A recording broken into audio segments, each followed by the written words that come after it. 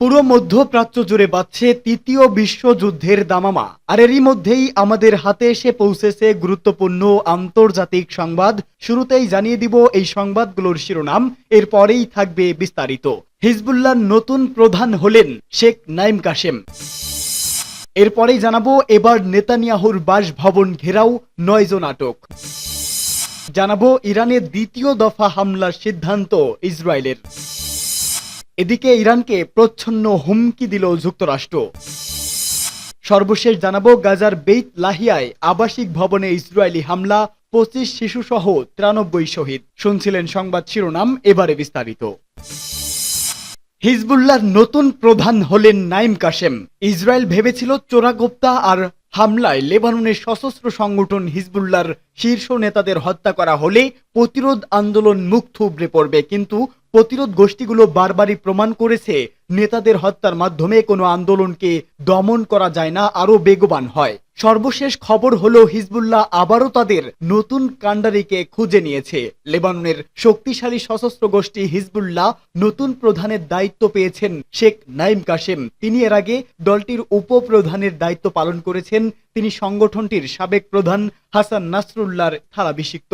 গেল সেপ্টেম্বরে বৈরুতের দক্ষিণ ইসরায়েলে বোমা হামলায় নিহত হন হিজবুল্লাহর প্রধান হাসান নাসরুল্লাহ। ওই সময় শোনা গিয়েছিল স্থলাভিষিক্ত হবেন হাশিম সাফিউদ্দিন। তবে নাসরুল্লাহ নিহত হওয়ার 1 সপ্তাহ না পেরোতেই ইসরায়েলের আরেক হামলায় সাফিউদ্দিনও মারা যান। অবশেষে 1 মাসের বেশি সময় পর নাঈম কাশেমকে নতুন প্রধান হিসাবে ঘোষণা করল হিজবুল্লাহ। এক বিবৃতিতে হিজবুল্লাহ বলেছে, যথাযথ প্রতিক্রিয়া অনুসরণ করে শূরা কাউন্সিলের সর্বসম্মত সিদ্ধান্তে হিজবুল্লাহর নতুন মহাসচিব হিসাবে শেখ নাঈম কাশেমকে নির্বাচিত করেছে।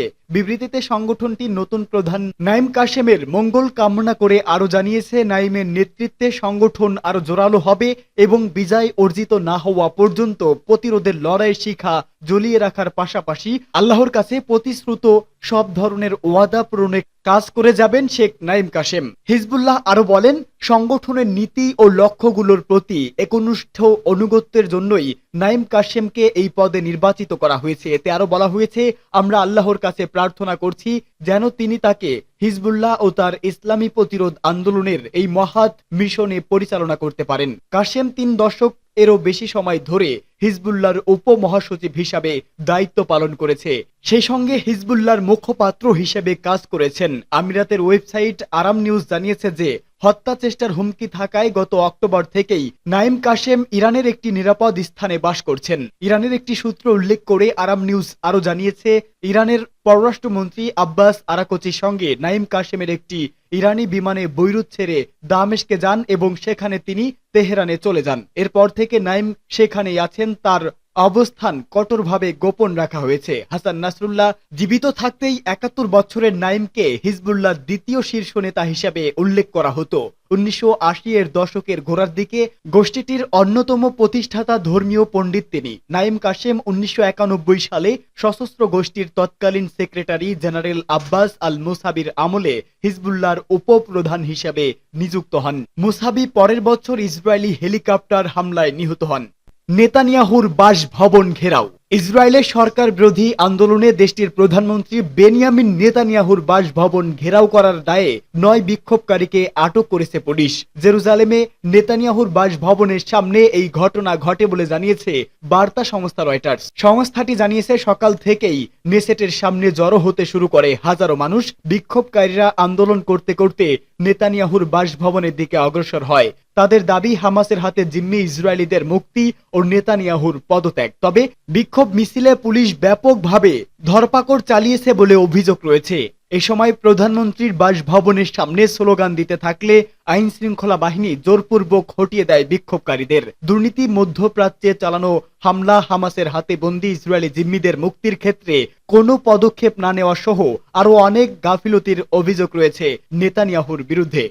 ইরানের দ্বিতীয় দফা হামলার সিদ্ধান্ত ইসরায়েলের। ইরানের দ্বিতীয় দফা হামলার সিদ্ধান্ত নিয়েছে ইসরায়েলের যুদ্ধকালীন মন্ত্রিসভা। ইসরায়েলের যুদ্ধকালীন বিশেষ মন্ত্রিসভার বৈঠক ডেকেছিল নেতানিয়াহু। সেই বৈঠকে মন্ত্রিসভার সব সদস্য ব্যর্থহীনভাবে ইরানের দ্বিতীয় দফা হামলার প্রস্তাব সমর্থন করেছেন। এক প্রতিবেদনে এই তথ্য জানিয়েছে ইসরায়েলের সম্প্রচার সংবাদ মাধ্যম চ্যানেল 13। ইসরায়েলের রাজধানী পরিমণ্ডলে গুঞ্জন চলছে গত ১৯ অক্টোবর তেল আবিবের নেতানিয়াহুর বাসভবনে যে ড্রোন হামলা হয়েছিল তার জবাব দিতে এই সিদ্ধান্ত নেওয়া হয়েছে। তবে বৈঠকে অংশগ্রহণকারী এক মন্ত্রী বলেন, ওই হামলার সঙ্গে এই সিদ্ধান্তের কোনো সম্পর্ক নেই, কিন্তু সেক্ষেত্রে কী কারণে ইরানের দ্বিতীয় দফা হামলার সিদ্ধান্ত হয়েছে সেই সম্পর্কেও কোনো মন্তব্য করতে রাজি হননি তিনি। তবে মধ্যপ্রাচ্যের অনেক রাজনৈতিক বিশ্লেষক মনে করেন, হামলার পর ইরানের সর্বোচ্চ আধ্যাত্মিক নেতা আয়াতুল্লাহ খামেনি সম্প্রতি ইসরায়েলের পাল্টা হামলার ঘোষণা দিয়েছে। তার প্রতিক্রিয়াতেই এই সিদ্ধান্ত নিয়েছে ইসরায়েলের মন্ত্রিসভা। গত ২৬ অক্টোবর ইরানে সংক্ষিপ্ত ও সীমিত মাত্রায় হামলা চালিয়েছে ইসরায়েলের বিমান বাহিনী। ৪ থেকে ৪.৫ ঘন্টা স্থায়ী হওয়া সেই অভিযানে ইরানের ক্ষেপণাস্ত্র তৈরির কারখানা ও মজুদে গোলাবর্ষণ করা হয়েছিল। ইরানের ২ জন সেনা নিহত, পরে আরও ২ জনের খবর জানা গিয়েছিল। এক বক্তব্যে খামেনি বলেন, ইসরায়েলের হামলাকে আমরা অতিরঞ্জিত করছি না, আবার তুচ্ছও করছি না, তবে দেশের সার্বভৌমত্ব ও জনগণের স্বার্থে এই হামলার জবাব আমাদের দিতে হবে। কিভাবে তা দেয়া হবে তা সরকারের জ্যেষ্ঠ কর্মকর্তারা নির্ধারণ করবে। একই দিন এক সংবাদ সম্মেলনে ইরানের পররাষ্ট্র মন্ত্রণালয়ের মুখপাত্র ইসমাইল বাঘাই বলেন, আমাদের কাছে যা যা আছে তাই দিয়ে আমরা জয়নবাদীদের হামলার জবাব দেব। খামেনি এবং ইসমাইল বাঘেইর মন্তব্যের কয়েক ঘন্টা পরেই যুদ্ধকালীন মন্ত্রিসভার বৈঠক ডাকেন নেতানিয়াহু। ইরানকে প্রচ্ছন্ন হুমকি দিল যুক্তরাষ্ট্র। নিরাপত্তা পরিষদের সভায় ইরানের প্রতি প্রচ্ছন্ন হুমকি দিয়েছে যুক্তরাষ্ট্র। তেহরানকে সতর্ক করে তারা বলেছে, ইসরায়েল বা মধ্যপ্রাচ্যে অবস্থানরত মার্কিন সেনাদের বিরুদ্ধে কোনো আগ্রাসী পদক্ষেপ নিলে ইরানকে মারাত্মক পরিণতি ভোগ করতে হবে। ব্রিটিশ বার্তা সংস্থা রয়টার্স এই খবর দিয়েছে। জাতিসংঘে নিযুক্ত যুক্তরাষ্ট্রের স্থায়ী প্রতিনিধি লিন্ডা থমাস গ্রিনফিল্ড বলেন, আত্মরক্ষার পদক্ষেপ নিতে মার্কিন প্রশাসন দ্বিধা করবে না। এ ব্যাপারে কোনো সন্দেহ থাকা উচিত নয়। ইসরায়েল ও ইরানের মধ্যে প্রত্যক্ষ সংঘাতের এখনই অবসান হওয়া উচিত বলে আমরা বিশ্বাস করি। মধ্যপ্রাচ্যে আর অস্থিতিশীলতা দেখতে চায় না যুক্তরাষ্ট্র। চলতি মাসের শুরুতে ইসরায়েলে প্রায় ২০০ ক্ষেপণাস্ত্র দিয়ে হামলা চালায় ইরান। এর জবাবে শনিবার ভোরে ইরানের ক্ষেপণাস্ত্র কারখানা ও অন্যান্য গুরুত্বপূর্ণ লক্ষ্যবস্তুতে ব্যাপক হামলা করে ইসরায়েল। এই প্রেক্ষাপটেই সভা ডেকেছিল নিরাপত্তা পরিষদ। ইসরায়েলকে সামরিক সহায়তা দিয়ে যাওয়ার জন্য যুক্তরাষ্ট্রকে তাদের সহযোগী বলে তিরস্কার করেছে জাতিসংঘে ইরানের স্থায়ী প্রতিনিধি আমির সৈয়দ ইরাভানি। তিনি বলেন, ইরান সবসময় কূটনৈতিক সমাধানকে স্বাগত জানায়, কিন্তু সার্বভৌমত্ব রাষ্ট্র হিসাবে যে কোনো হামলার যথাযথ জবাব দেওয়ার অধিকার আমাদের রয়েছে। ইসরায়েলি স্থায়ী প্রতিনিধি ড্যানি ড্যানন আবার বেশ আগ্রাসী দাবি জানিয়েছে নিরাপত্তা পরিষদের কাছে। তিনি আহ্বান করেছেন, ইরানের সামরিক ও অর্থনৈতিক অবকাঠামো পঙ্গু করে দেওয়ার মতো কঠোর নিষেধাজ্ঞা জারি করা হোক। ইরানে ইসরায়েলি হামলার মাত্রা যথাযথ ছিল দাবি করে তিনি বলেন, আত্মরক্ষার্থে কোনো পদক্ষেপ নিতে পিছপা হবে না তারা। তিনি আরো বলেন, ইসরায়েল যুদ্ধ চায় না, তবে কোনো হুমকি এলে তার জন্য প্রতিপক্ষকে সুনির্দিষ্ট পরিণতি। গাজার বেত লাহিয়ায় আবাসিক ভবনে ইসরায়েলি হামলা, 25 শিশু সহ 93 শহীদ। গাজা উপত্যকার উত্তরাঞ্চলে বেত লাহিয়া এলাকায় একটি আবাসিক ভবনে ইসরায়েলের বিমান হামলায় 25 শিশু সহ 93 ফিলিস্তিনি শহীদ হয়েছেন।